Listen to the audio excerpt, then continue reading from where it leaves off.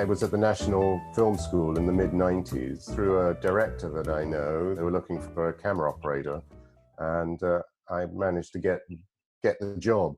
We were thrown into a series where you had to shoot 2 half-hour episodes a week, so it was 2.5 days for half an hour, and it was visual, strong material, and 15 pages a day. Once you got going, you couldn't stop, but it really set me up very well, that experience, for working in sort of more higher-end television drama where schedules are paramount. And then I started lighting. I got some nice little short films to light, and one thing led to another, and I was hired to shoot a Channel 4 pilot, a drama, and luckily that was commissioned to a series, and that was it really. I had my foot in the door, and that came out, and one thing led to another, and I was able to build on that and get another job. And like creates like, as they say. So I was kind of interested in the camera. Why cinematography? What was it that drew you into that part of the crafty industry? When I was at university, I discovered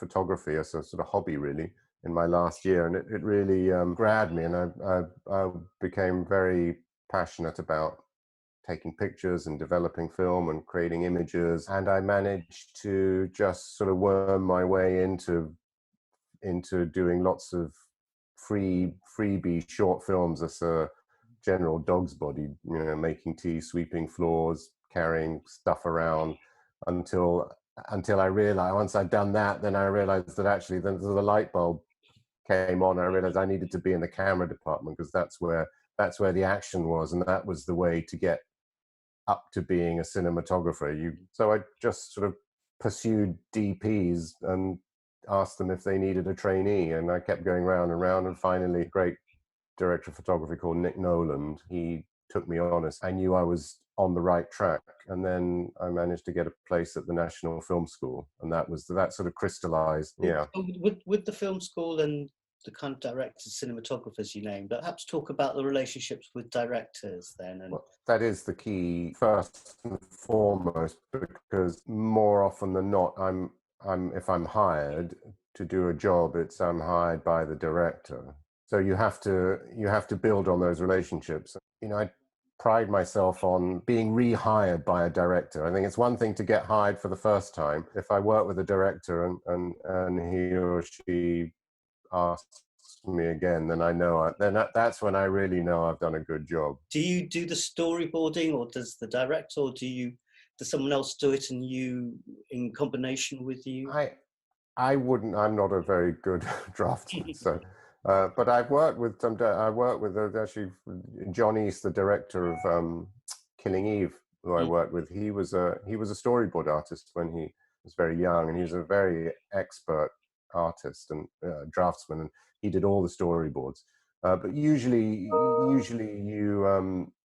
they engage a storyboard artist, and he or she will discuss scenes with the director. I've had a little the prep document for a big set piece scene in Killing Eve, which shows the camera plan, storyboards, so just so you can get an idea of what we were working off. If any of you've seen series 1 of Killing Eve, it's at the end of episode 4, where there was a big car chase through the countryside, and Villanelle is chasing Frank, and one of her partners shooting through the sunroof. We had about 4 days to film. So this starts off sort of just a general map of the kind of area. The chase starts here, and it's going through there, and it's around this bend, and it finishes down here. So the beginning of the chase is a little camera plan, tracking shot, steady cam moving around. And now we're into the car. So for all the car material, you can see these are all the camera positions for the low loader work in the car here. There's a lot of shots.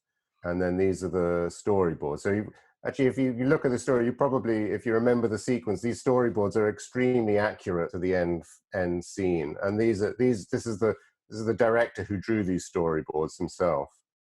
So every little moment, once you get going on a scene like this, you just literally have to tick every bit off, because it's impossible to shoot a scene like this without being. It's almost like planning for the Battle of Waterloo. It's generally, if you're prepared for every shot, you're not going to miss anything, because the problem is when there's such an extensive sequence like this with a full second unit, you might miss something.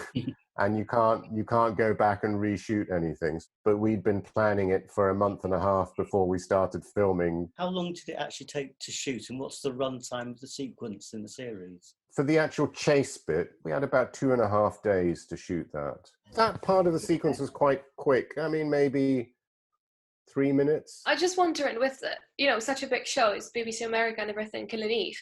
And you have, you know, multiple episodes and multiple directors and cinematographers working on it. I was wondering, how do you the same style? It's a situation I find myself in a lot. If it's a series, I'm sometimes start the series and then other directors of photography follow on from me, or the director of photography starts and I follow on from them. It's generally not something I get too concerned about. Do you think that's the case for all departments, including camera?